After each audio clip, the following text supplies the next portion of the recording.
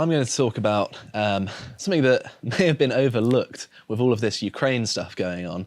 And this is what's going on at the southern border. And I want to highlight here the fact that many people in the United States, many of their elected representatives, are frothing at the mouth for intervention in Ukraine. They're really going at it. World War III. Yes. World War III in the case of some, yeah. And then just south of the border, you've got all of this chaos. So rather than me explaining it to you, let's just have a look at what's going on.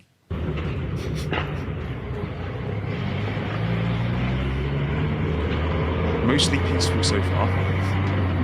Yeah, well, I'll explain what's behind this in a second, but basically there's lots and lots of burnt out vehicles, and it's not just that. Like, this is only one of several incidents that happened this night. Todo el pueblo está cabrón. It's carnage. Yeah, it's also worth mentioning the streets are completely empty, if you're listening, and there's lots of burnt out trucks everywhere. Obviously deliberately vandalised, this isn't an accident or anything. But yes, you get the idea that something's gone on here. So what happened was Mexican drug cartels blocked roads with spike strips and then set fire to a bunch of trucks with trailers on to cause a commotion. And apparently there was one collateral casualty as well. And this is the kind of thing that people are shown and gets them up in arms about Ukraine. However, when it happens in Mexico, nobody cares. And it's worth mentioning as well that this was in a border town from Texas as well. So this is right on the US border. This is a stone's throw from the United States. However, the United States' eyes are directed towards Eastern Europe on another continent away when right there next to them is all of this going on. So let's look at things that US representatives have been saying. So Lindsey Graham says he would back a no-fly zone in Ukraine if Russia uses chemical weapons, of course. A no-fly zone is quite a provocative move. Hasn't he been backing a no-fly zone for ages anyway? Yes, but that's not as unreasonable. That's kind of symptomatic of something else. But one other thing, which I'm sure we've mentioned already, is that he urged Russians to assassinate Putin, which is just such a strategic blunder for the United States' part there. Just a little bit. Because it makes them look like basically extremists, like calling people to assassinate their political opponents. It's insane. It's lunacy. But it's not just that. It also unprecedented as well. It incites violence potentially against, I don't know, members of the Biden administration. And of course, as incompetent as they are, I don't want any of them to die. No, of course. However, not to black pill you too much, there are US representatives that are actually drawing attention to this. So we've got Representative Andy Briggs, who's a representative for Arizona, says, commenting on the footage that I showed previously, this isn't Ukraine, this is a stone's throw away from the US southern border. Narcos are taking over Mexico, our borders need securing, I assume he meant. Yes. But yeah, this is exactly my point, that when I saw this, I was just like, wow, I thought it was footage from Ukraine, but no, this is Mexico. This is right on your doorstep, but you're being distracted from all of this stuff that can potentially bleed over to the border. I mean, it already is. Yeah. I don't know, could, but it could escalate even further. It's terrible. So it's not even, this isn't even the half of it, of course, because you look at this BBC article here, when Zelensky addressed US Congress, they pledged an additional $800 million of taxpayers' money in military aid to Ukraine. Apparently the money is going to go towards anti-armor and anti-aircraft weapons such as Stingers and Javelins, which, fair enough, that will be useful to the Ukrainians. And in the past year, the Biden administration has also given $1.2 billion in weapons to Ukraine. So they could have finished the cartel by now. Yeah, they invested that literally in what's happening in their backyard, effectively. And obviously, plying Mexico with money isn't a good idea because of the corruption, but there are other things which they can do, which I'll get onto in a second. But I thought it'd be interesting to note that is Joe protecting his son's business interests in Ukraine? Of course, Hunter Biden, board of Burisma, no oil experience whatsoever. In fact, he was a crack addict and somehow found himself in a lucrative position. But there we go. I can't make any accusations because I don't want to be sued by a sitting president, ideally. Of course not. But yeah, where's this kind of spending and rhetoric when it comes to the southern border? It's nowhere to be seen. Completely Imagine absent. what you could do with this kind of money invested in US military equipment to fight the cartels in Mexico. I mean, it's not like the Mexican government would be against you doing joint operations against the cartels, and I'm sure it would benefit both the American and Mexican people. I mean, it's a far better way of spending the American taxpayers' money than giving it to Ukraine if they're looking for a return that actually benefits them. Yes. They can be safe, not be murdered on the border, for example. It's far more in the national interest. you would Exactly, think. yes. So let's look at what the US has been doing just for a sense of scale. So the US has tripled a bounty of $15 million for elusive Sinaloa cartel boss El Mayo Zambada. So $15 million compared to $1.2 billion. It's a pittance, isn't it? Yes, of course this is just one cartel boss, and they're like whack-a-moles, aren't they? You get rid of one and another springs up in their place. Yes. However, just for a sense of scale, this is what's being done on your doorstep, and in Ukraine, which is not on your doorstep. Sure, you would want to support your allies. Fair enough. I don't suggest that they shouldn't do that necessarily. However, just the sheer extent to which there's a discrepancy between the two makes you question the incentives of your elected representatives, right? Because if you want to benefit the American people, well, you do things closer to home. That's just common sense, It isn't will it? suggest that Biden doesn't think about what he's actually spending.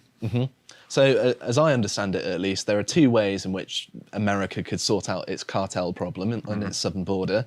It could send in its military, as I alluded to earlier, in partnership with the Mexican government. I mean, this is something that has worked in the past, and it would be useful to also get military experience for your troops. Now they're not in Afghanistan, and they're kind of sitting around scuffing their boots with nothing to do. Well, bit of here we go. practice against the You could cartel actually warlords. get some good returns for your military spending in making your lives of your citizens better. Yes. Or even better, might be something that you might not agree with. You could change your drug policies that created the situation in the first place.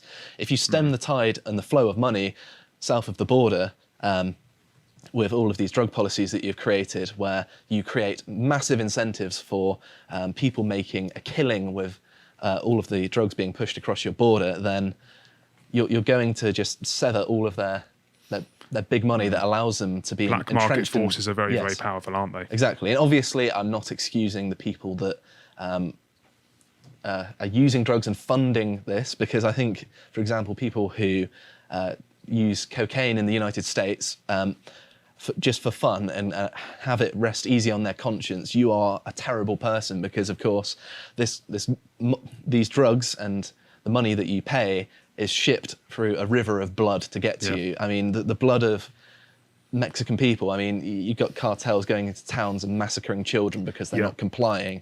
This is what is funding your lifestyle. So yes, I'm not, although I think the policy has failed and it should be changed, I'm not going easy on the people who would necessarily benefit from this either.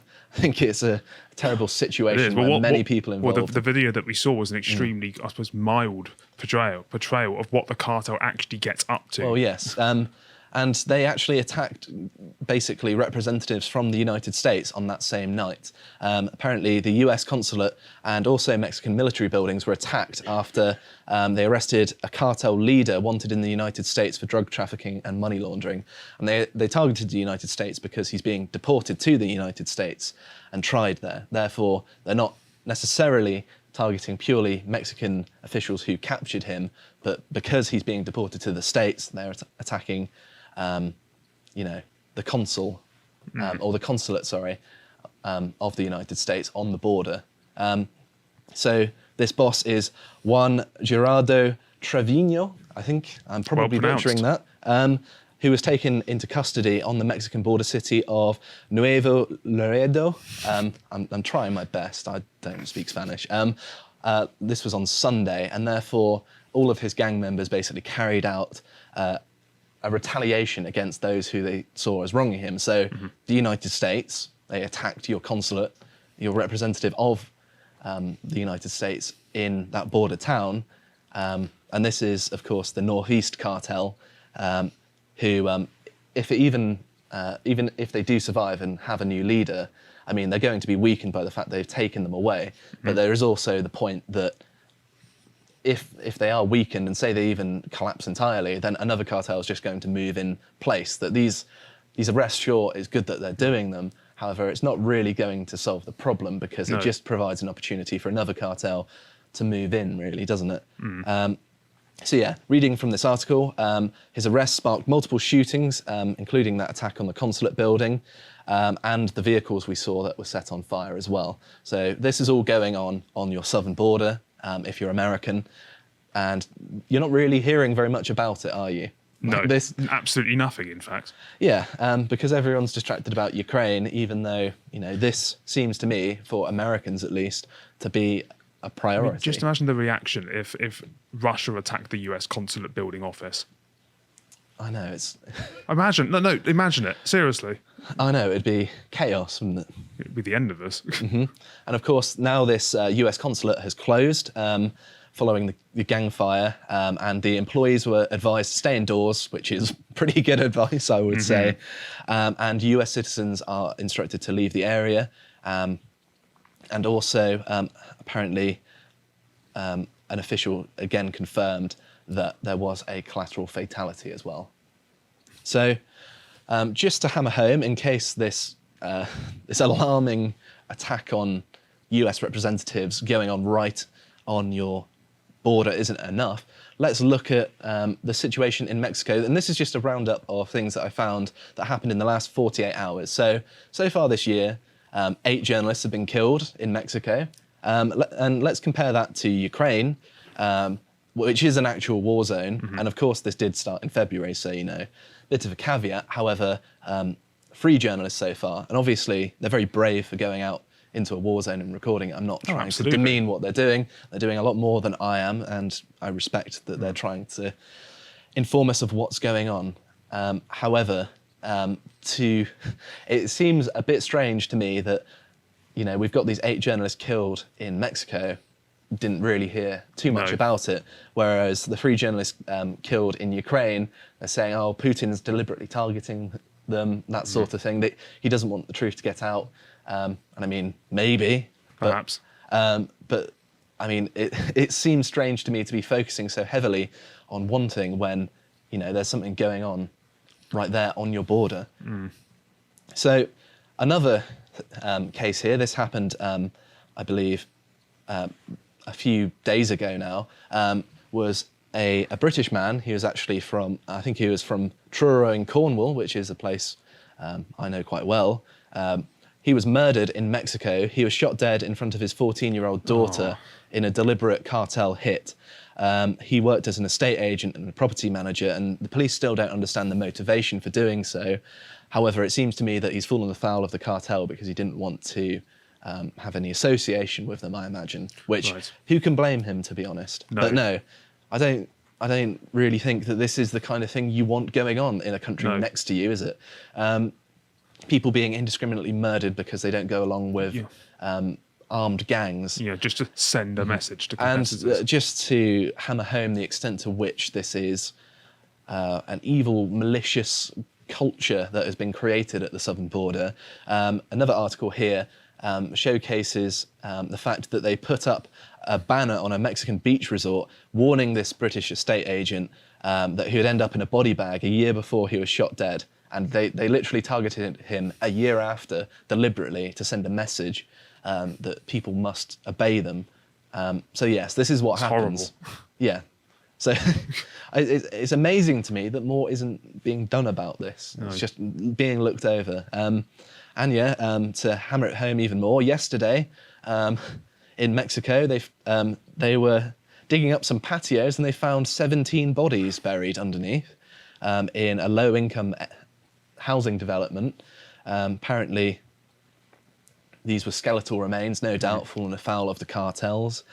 And of course, understandably, lots of Mexicans don't want to live in this, which means that there are lots of migrants and refugees. So if we look at another Daily Mail article here, undocumented immigrants encounters spiked 63% in February over last year to 164,973, and the Biden administration uses Trump-era Title 42 to expel 55% of those who entered illegally. So, first and foremost, 2021 set a record for the number of migrants at the US border. It was ridiculous. It was like a 50% increase from the Trump era. And this was obviously because Biden had said, yes, you can come in. We're not Trump anymore. And then eventually Kamala Harris had to wheel it back because they realized, actually, yes. This is a terrible idea. Yeah, and I think it was lots of Haitians had turned up it was like 10,000 a day or something ridiculous like that.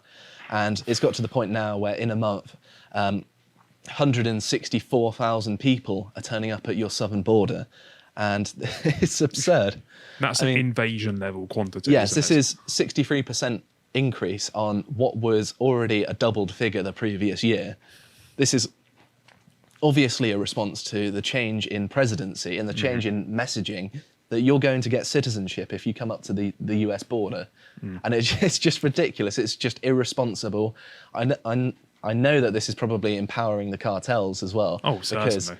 all of the flow of people, they are certainly more vulnerable than your average, grounded civilian, because they're moving, they have all their possessions on them, they no doubt have their valuables. They also have to pay money for transportation, for security, for navigation.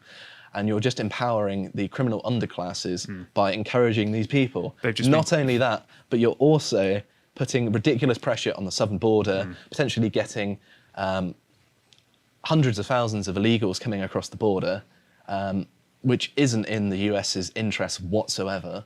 And these will potentially have cartel members who, as we know, are not averse to murdering people basically in cold blood. Yeah, doing far, far worse than that as well. Yeah, how is this not more prevalent? I do not know. Another article here from Reuters suggests that they are at least trying to do something about it. Mexico and the US discuss need to stem unprecedented flow of migration. And reading from the article here, it says, Mexico agreed with the US delegation led by Homeland Security Secretary Alessandro Mayorkas to work on border infrastructure to create a 21st century border between the United States and Mexico that enhances security and facilitates trade. So yes, we're basically building the wall again. Building the wall, yeah, classic. After all that Trump was hounded for, saying how racist it was, how evil it was, Biden is again restoring the wall, even to a greater degree perhaps than Trump would have, because of basically the consequences of his own stupidity in trying to encourage migrants to come across. And I'm sure he probably didn't actually care about these migrants. No. It's more signalling for it's virtue signaling, he's appeasing to his democratic base. And one interesting tidbit as well here is that a Ukrainian family has been turned away at the Mexico border who have finally been allowed into the US. So this is interesting that your southern border is so porous that mysteriously Ukrainians are turning up at your southern border. I don't remember the land bridge between the continent of Europe and... I can't get my head around this, right? So you're in Ukraine, you get caught up in the middle of a war zone, and then you think, I know where to fly to safety, Mexico. Yes, I think this might be a bit controversial, but I think they might have been safer in Ukraine than they would be in Mexico, to be honest. No, there's a legitimate argument that could be made there, yeah. So yeah, if we move on to this final tweet here, this is it's a great thing that Ukrainian refugees are now being allowed to enter the Tijuana, Mexico, US port of entry. Some of these families spent up to 3 nights in frigid temperatures on the sidewalk. Let us not forget that Latin American asylum seekers spend months on end. So yes, this is just a pro-migration thing, but